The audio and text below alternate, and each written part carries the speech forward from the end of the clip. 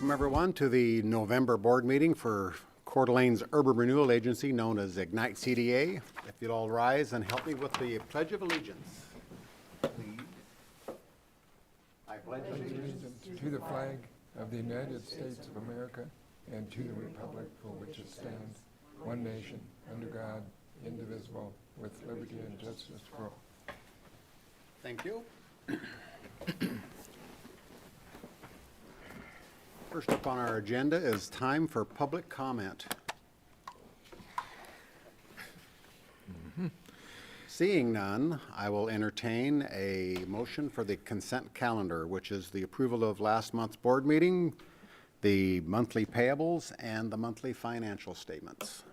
So moved. Second. Moved and seconded. Any comment, discussions, anything? All in favor? Aye. Opposed? Motion carries. Thanks. Tony, Executive Director's Report. Thank you, Mr. Chairman. I'd like to invite Mr. Phil Boyd up to kind of give you an overview of the Area 13 property transfer request that we're proposing to the city of Coeur d'Alene. Chairman Hoskins, board members. Welcome, Phil. The first topic on the agenda here, the Area 13 request to the city for a property transfer. It's a little bit detailed, and so if it's fine with the chairman as we go along, if you have questions, I'm glad to stop and address the questions as we go. Okay. And then we'll hit the contract amendment 9D proposal and then a little project update on Atlas. So this idea or this proposal grew out of the Area 13 RFP 9 development here. What you see on the left here is what was originally proposed by DeChase Mexis, which I'll refer to as DeChase moving forward. And this was the development that they proposed. The board went through the selection process and ultimately said, we would like to move forward with you. You executed an A&E, completed a DDA, and so now we're moving towards closing.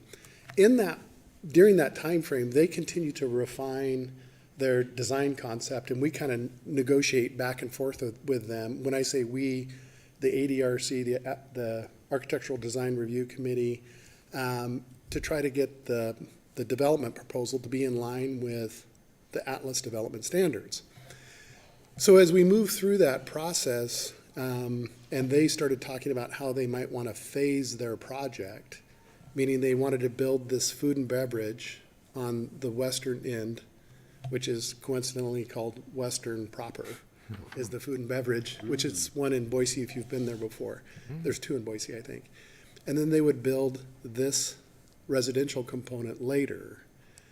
They were working through that, and we were helping them as the master developer, because remember, you want them to close the deal and buy the property and get on down the road. So we were helping them with some ideas, and one of the ideas that came up was perhaps the driveway should come off of this end instead of off of the east end.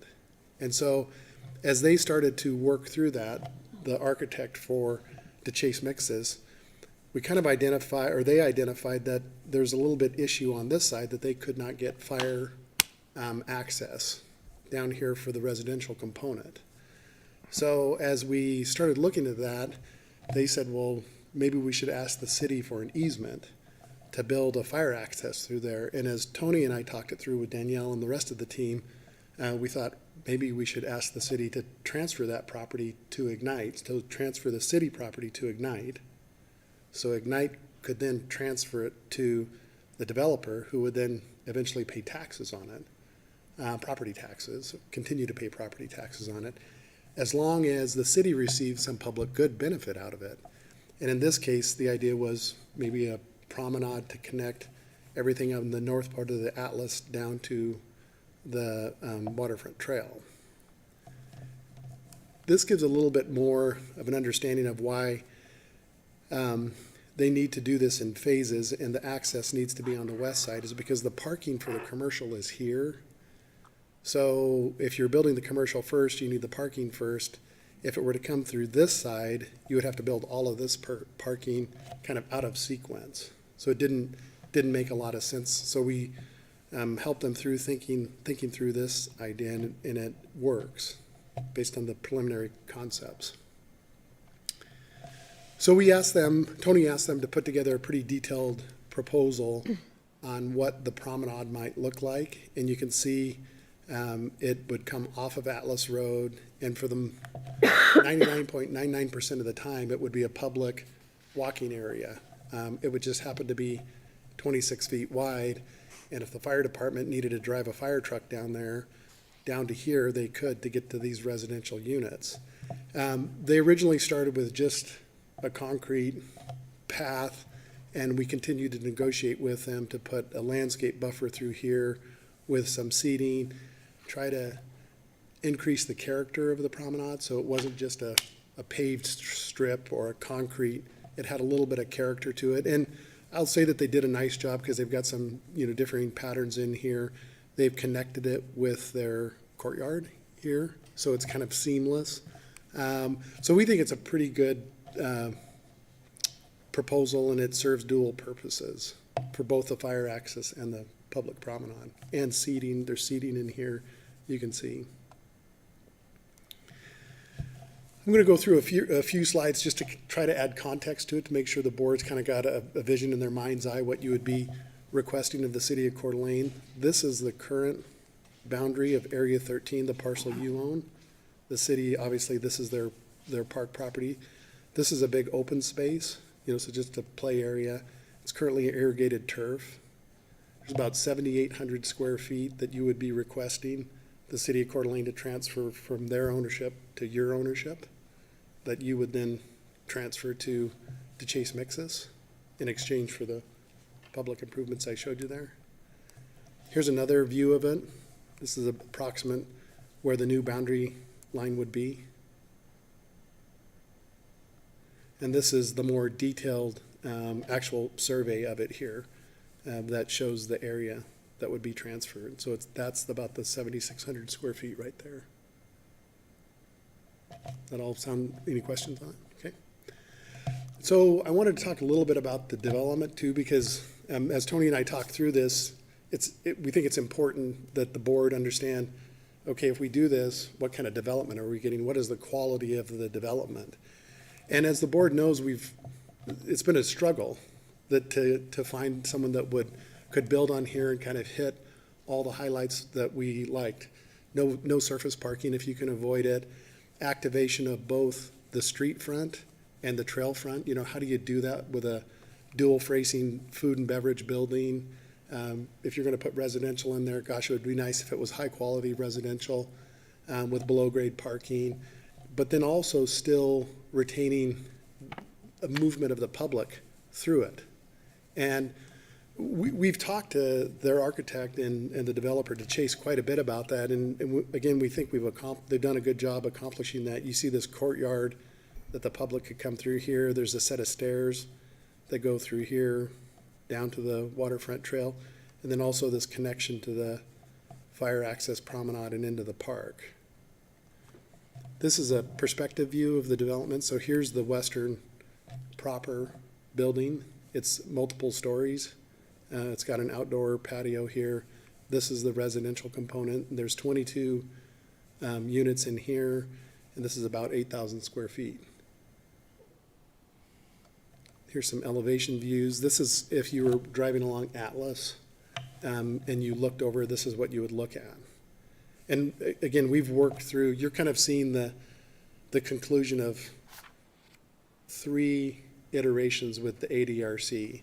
And Hillary Patterson and Del Hatch deserve the architectural awareness credit here for pointing things out and asking for details and modifications on articulation and modulation and colors and all these other things that they talk about with the developers, architects. So you're seeing the results of those modifications that the developers made. This is the view from if you were headed up the trail, the food and beverages in the background. Here's the stairs that I talked about that kind of spill out of that courtyard down to the trail, and then these are the residential units here. So some considerations for the boards to think about, and I articulated these in the memo that you have. You know, this is the third RFP we've been through.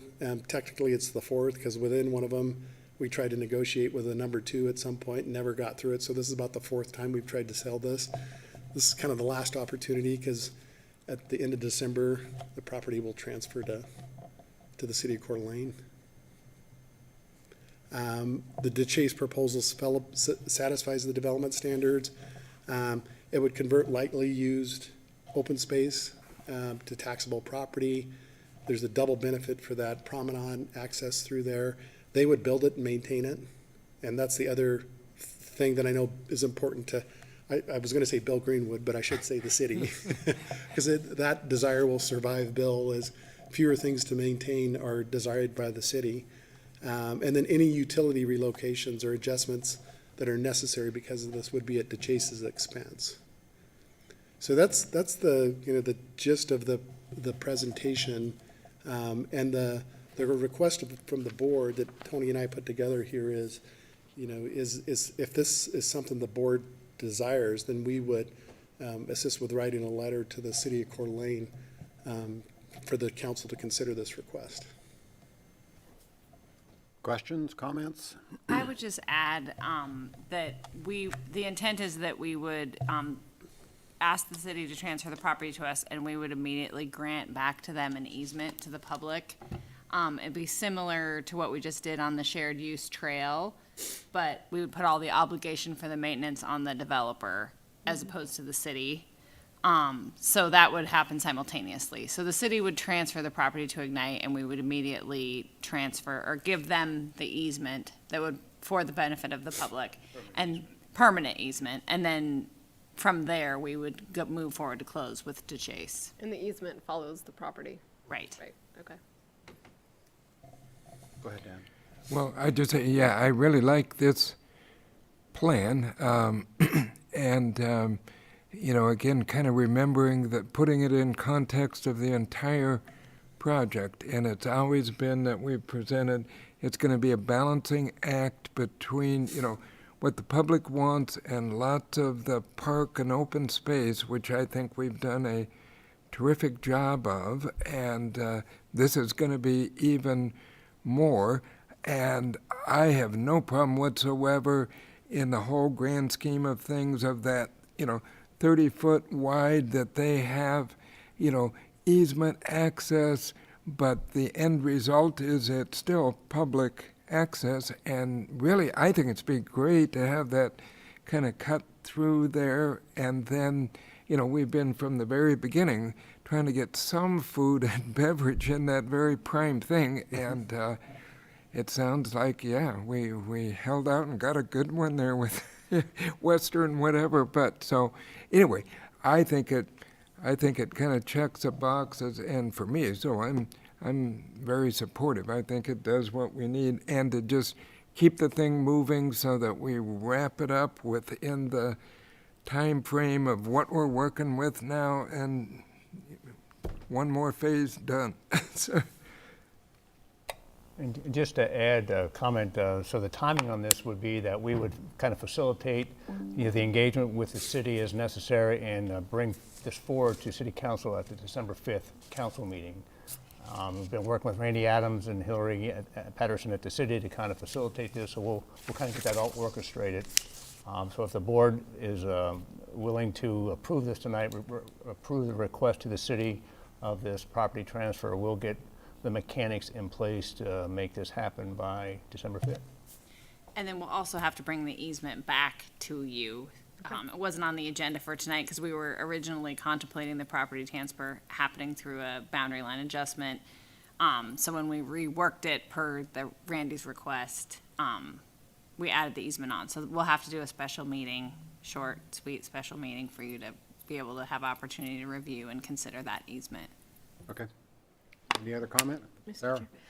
Phil, with the, and I really have a hard time picturing, you know, with the current you know, I think you know me by now, that I'm trying to visualize this and how we're, you know, when I ride my bike down the path, it appears to me that that's right around the space where the gravel path and the paved path kind of split, or, you know, I'm just kind of curious. Yeah, so you have that, right? Are those the two paths? Yep, so this is the gravel path here, Commissioner Garcia. This is the paved path. And Okay. the driveway that we're talking about would come through here. They'll probably have to build a little retaining wall right here. Okay. And then the driveway would come in and go underground at that point in the below-grade parking. I'm also thinking about the promenade and kind of, the concept of where it's, the start and end of it and how that links back into the existing walking paths in a fluent manner. Yes, and that was one of the things that we talked about with them as well, is that right now, this surface and this surface are, you know, they're level with each other, they're in the same grade. And so, this would also be at the same grade, because you, remember, they have to be able to bring a fire truck, the city has to be able to bring a fire truck down here and turn it around like this. Okay. Because it has to be, so the idea is for this to be a nice open space, and you can see that they show the concrete area kind of getting expanded into this, so it feels like it's part of the promenade, and it's just not this thing that's bolted on to the existing asphalt path. And at the top, does the promenade line up with a crosswalk that's already, is that what I'm seeing? It does, and this is the one that, I can't remember, I don't think I have I don't know if I've got a big overview in here. It continues on up the hillside. I don't have a big overview in here. That's okay. But there it is, there you Okay. can see it, Commissioner Garcia. Okay. This is another public tract here. Okay. And so this continues on and connects up into Phase 3 with the idea of going through Phase 3 and connecting up to the Celtice Trail. Okay. With the idea, if you're on the Celtice Trail, you could come from there and come all the way down through to here and get to the waterfront. And so those empty lots that are showing up there on the north side of the picture. Yeah. Is that what This- area is that? This is 5A. That's and- 5A, Yep, which and this is a public tract. Okay. And these are private property here. Okay, So this is where the hill climb would go through. okay, that makes sense. Brennan. And there will be stairs on the river end of the promenade, right? So people won't be flying down on their bikes Or it'll right be into Same the level, Or the same level. skateboards. No, it'll be the same level. It'll all be at the Okay. same grade. There will be, caution trails merging. yeah, that's a good point. Let me go to this image here. Good site access. That's a good point, and we can think through that, some of that detailing in there on how that works, because as you guys know, we can put bollards up to prevent vehicles to go through there, and they can also slow traffic down, bike traffic Yeah. down. But the fire department can still drop them and get the fire trucks over. But that is a good point. If you're zipping down here and you've got a collision opportunity to occur there. Opportunity. Yeah, yeah. Phil, is there a downhill- grade and a differential downhill run, between so- Yeah. where Atlas is there and down where the trail is? Yep, it's How about much grade 14 difference? feet, I think, 14 So are or, they gonna fill in there, or are they just gonna, no, this, they're gonna stagger the yep, heights? let me see if this one image I have here shows. So you can see that there's 2 stories to get up to here. So this is at grade residential. This is the second floor residential. This is the third floor. This is a 4-story building here, and these upper ones are these are penthouses, and so they wanted this penthouse to be able to look over this one, and even maybe the third floor a little bit. So it's not to provide too much commentary about the proposal, but they've worked pretty hard on it, and we're very receptive to the comments we gave back to them, and we're willing to make some adjustments to it that the ADRC feels pretty good about. Just out of curiosity, how far down underground will they go for the parking garage? Just 10 or 12 feet. So, Yeah. and there's no water problems there? No, it's going to show you one other, the way that and this was an idea kind of in the spirit of helping them along, this is an idea that we gave them. You can see that these are tandem parking. So 2 or 3 years ago, when we were struggling, the Ignite, getting this property sold, one of the things we knew about was the parking was a struggle. And in condominium buildings, it's not terribly unusual to do tandem parking, although it's not allowed in city code. So during one of the PUD amendments, we talked with the planning commission and allowed tandem parking, because now the footprint doesn't have to get so wide, and you can, the husband parks here and the wife parks there, or vice versa. And it's a little bit operationally more challenging, but a little more efficient to build for them. So that's how this parking footprint can be very small, and it's just a single floor. And with the number of square feet of the commercial spot, what's the code for number of parking spots? In this parking, because they're doing food and beverage, part of the PUD allows you to achieve 50% of your parking in the public realm. So what they're doing, it's an 8,000 square foot building, but not all of it will count against parking, because some of it is brewery. I don't know that it's a full-blown brewery. It's kind of, there's brewery tanks and whatnot in there, but we're not exactly certain how much of it is for show or how much of it is actual functional brewery. So my recollection is they needed 16 parking spaces, and they have 11 in the basement, and then the rest of them would be achieved in this parking right here, this angled parking that's on Atlas.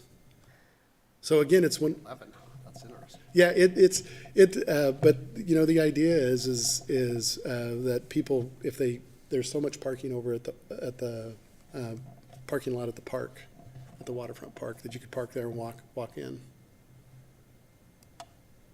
I would say I'm pretty pleased with the way that the Chase Miscus projects have come about, that, in areas 10 and 12. Yes. Those right areas. Yeah, those are nice looking buildings, and I think, they've angled them nicely on the streets and things like that, and I appreciate that they really worked with us on this. So I am going to make a motion that the board supports the proposed BLA,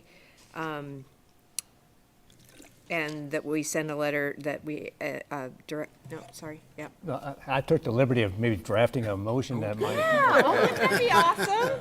That's awesome. So a this friend. is, Yeah. this is a motion to approve the proposed Area 13 property transfer request of the city as presented, directing agency staff to assist the city on any needed information relevant to the proposed ordinance that will be needed in easement. So moved. Second. One quick question, there's no money that changes hands between us and the city then, other than maybe some, filing with the county or property line adjustments or different things like that, so. There's actually, no cost associated with it, and Idaho code provides that, public entities have very broad authority to exchange property with urban renewal agencies, which is why we're able to do that like this. And then, we run the documents down here because the city can record them for free. Awesome. That's an excellent win-win. So motion and second. Any further discussion? All in favor? Aye. Any opposed? Motion carries. Okay. Thanks, Phil. Thank you, yeah. So the next item on my agenda is the Development Management Amendment. So kind of that last stuff that all the things that I told you are things that we do as part of our Development Management Amendment. The board has seen this before. We kind of come back about the same time each year. You have seen this list of services we've provided. I highlighted a couple other ones here. The Architectural Design Review, which I talked to. We have been leading that effort with Hillary and Dell, and because there's been so much history that was necessary from the development standards to the architectural standards, which we were in the middle of. And so we had been managing that effort. Now that we've kind of, for the most part, have a lot of the architectural designs completed and approved, it starts to move into this administrative category where, or maybe enforcement category. Someone starts to do something to their house, or they put up a satellite dish. You don't want me chasing those people, and I don't want to chase those people. Samantha, who is your HOA manager, she does that all the time, day in and day out. And Tony asked us maybe a couple of months ago to start bringing her into our ADRC process with the idea of being able to transfer those services from us to her. It's more cost effective. She's on top of it. She's down there all the time, which we are too now, but we won't be forever. So I'm just noting that we're currently doing that, but we'll be transferring those services over time to her, because you don't need Hillary and Dell and me doing that.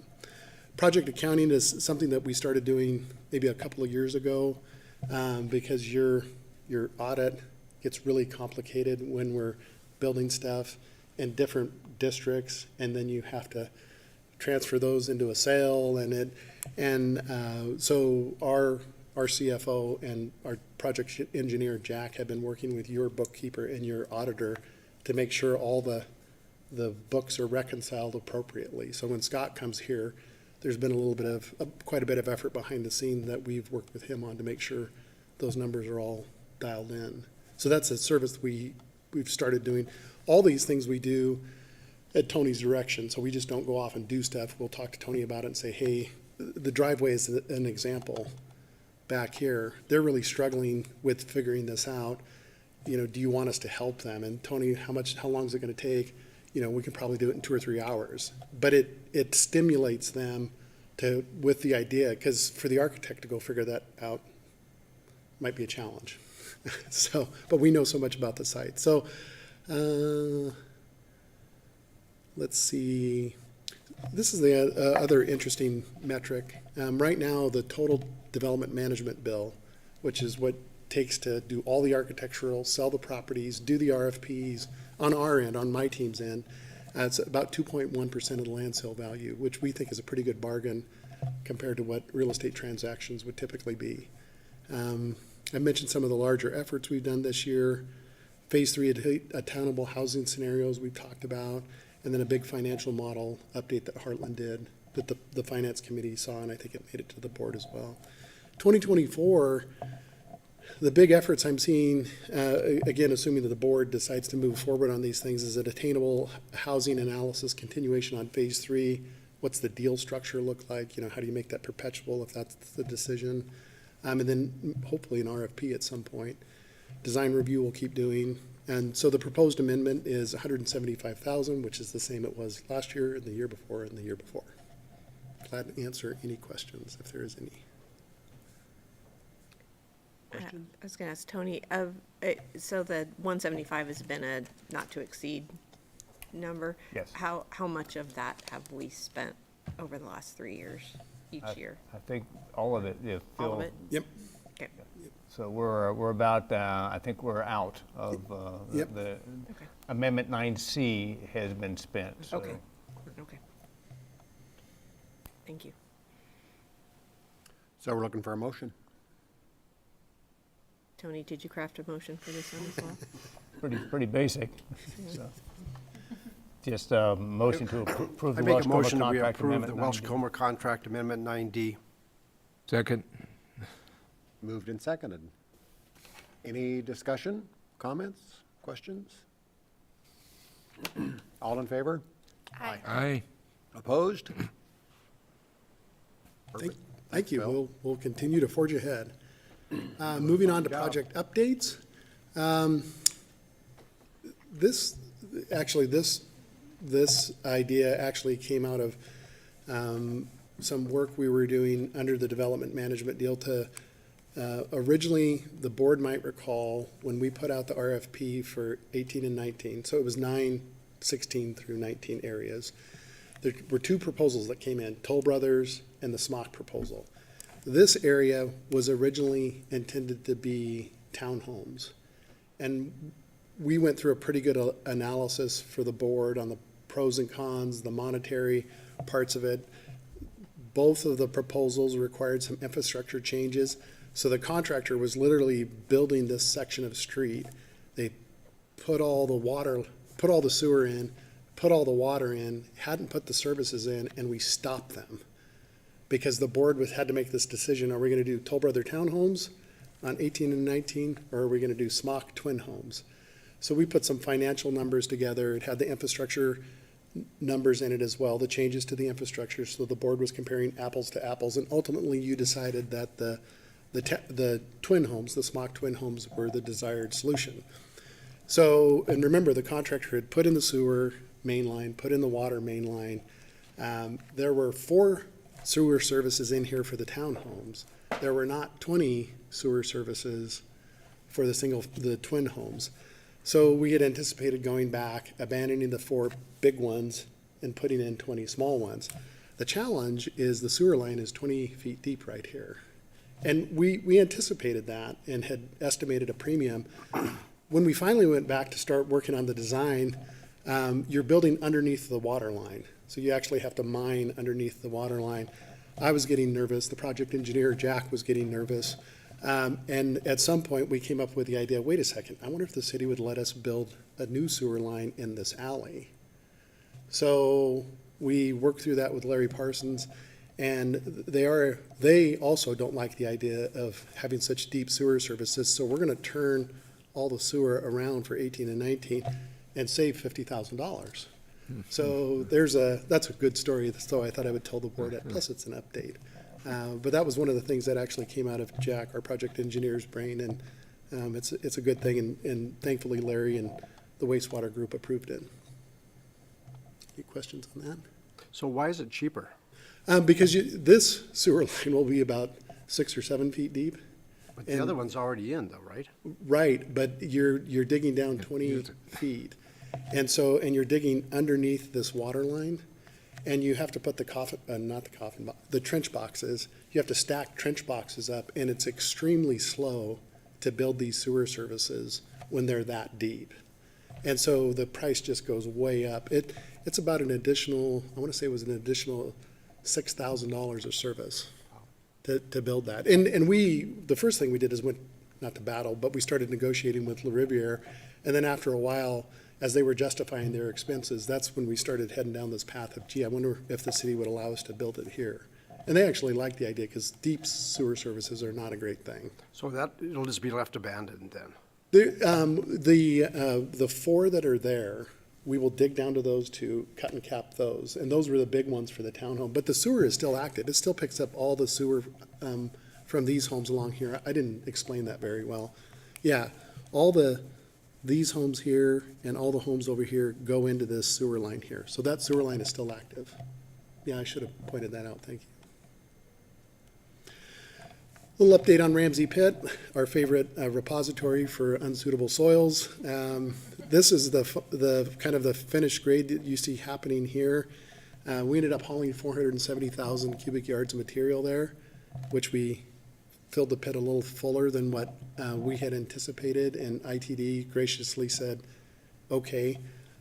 We've made some changes to the final grading so they can turn it into the usable space, whatever they intend to use it for, parking equipment on it or something. That effort is about $6.8 million, and we've carried that in all of our Phase 3 pro formas. So when you guys hear us talking about the Phase 3, this project expense is in there, and you'll continue to hear us point it out to you so we don't lose sight of it. One of the other things that we did as part of, let's say, neighborly relations and negotiations with ITD, we had built this temporary access. So north is to your left here on the screen. So this is Ramsey Road.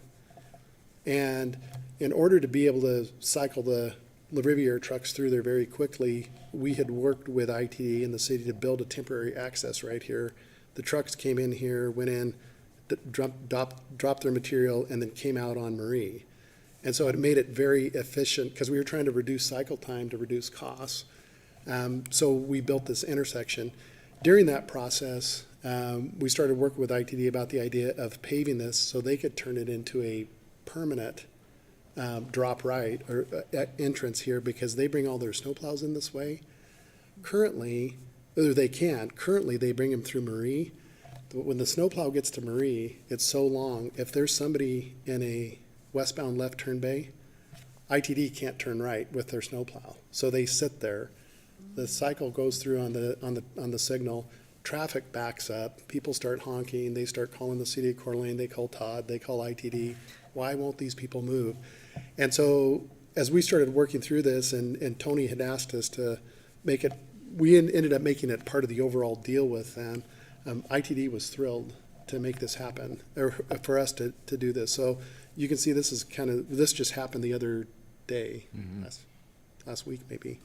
So we're glad to see this. They'll start using this here pretty quickly. But this is a really good example of three public entities, Ignite, City of Coeur d'Alene, and ITD working together and eliminating this traffic jam at Murray and Ramsey Road. The one thing we still have on, to deal with is, even though we hauled 470,000 yards of material, Mount Hinker Phase 3, there's still a little bit of unsuitable over here, because there was just so much there. We have been on pause a little bit until we could get through the attainable housing discussion with what we're gonna do with this unsuitable here. We contemplate, if this is the ultimate configuration or something similar to this, that we'll park that unsuitable in this area here, this cottage court, because there's nothing that's gonna be built here. So the unsuitable is currently sitting in this area, and we would pick it up and move it into this cottage court area. So that's the long-term plan, but we first need to get through the attainable housing discussion and kind of work through that. This is another one of, this is probably Tony's favorite part of the entire Atlas project, is the shared use path. He deserves some sort of award for getting the easement from the adjoining property owner here, but we had, the board might remember this actually was in 2021, so 2 years ago. The board supported this idea of getting a shared use path here. It was before this parcel was annexed into the city of Coeur d'Alene. And the beauty of this shared use path is when you come off of Celtice Way, what you originally had to do is you would take the existing path and you would come down through here, and there's an approach there, there's an approach here, there's another approach here. And so bikes and vehicles are conflicting. And that's why when we brought this idea forward to the board said, gosh, this is a great idea. Let's move forward with it. You funded it. And we started, we asked the city to get an easement, and for whatever reason, they couldn't get it out of the developer. Tony finally got it out of the adjoining property owner maybe a month ago, something like that. But it was a heavy lift on his part to get that done. So like I said, Tony probably deserves an award for that. Once he got it done, we were late in the year to actually get this thing paved.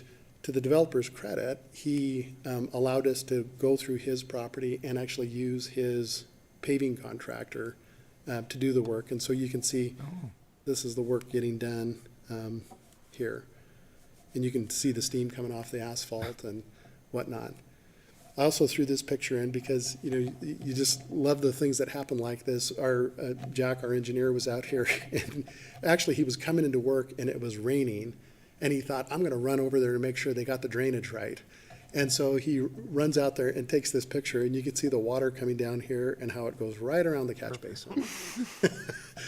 But again, to Jack's credit, he went out there to take pictures of this to make sure, and so we'll have them cut this out and put a concrete apron around there.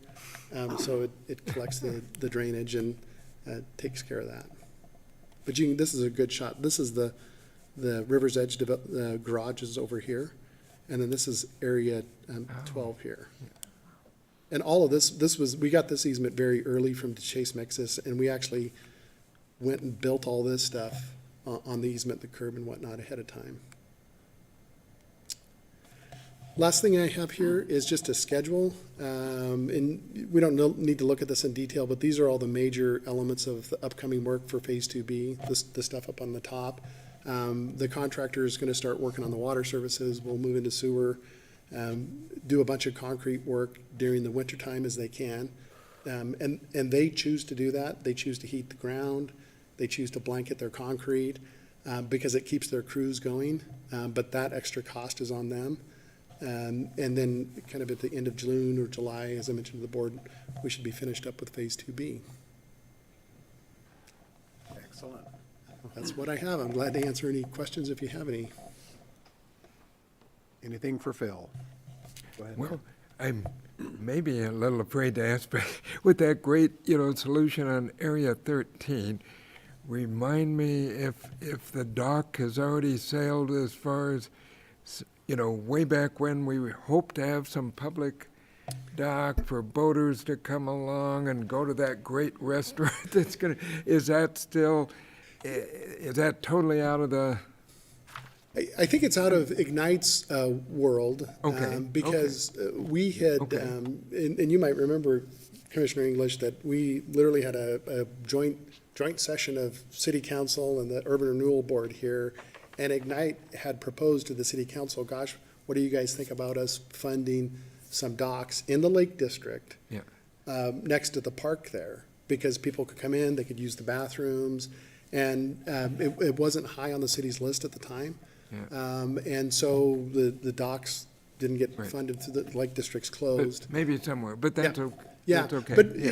if it, and DeChase has asked about it, they've actually asked about doing it in front of this area here, because it's easy connection. We've told them, not sure that would fly with the city council, because that's not where they were planned. Of course, things change. Where we really expect you to build them is back where they were originally planned for, in front of the park. But we'll see how that moves forward. Any other questions for Mr. Boyd? Okay, thank you. Thanks, Bill. Thanks, Phil. That's all I have, Mr. Chairman, other than to say that I think Mr. Boyd gives me way too much credit for easement negotiations. My counterpart to the left was very involved in this, as well as Phil and his team. So it was a group effort that got that to the finish line, so. Well, thank you, everybody, for getting that done. That's nice. Absolutely. Next up is time for board commissioner comments. Any commissioner have a comment? I just want to say that the city council approved Chris Meyer to fill Brad Jordan's vacancy, so he's on family vacation this month, today, so he'll be here in December. So it'd be good to have him here, and I'll entertain a motion to adjourn. So moved. Second. All in favor? Aye. We're adjourned. And Jeff, that's a wrap. Thanks, everybody.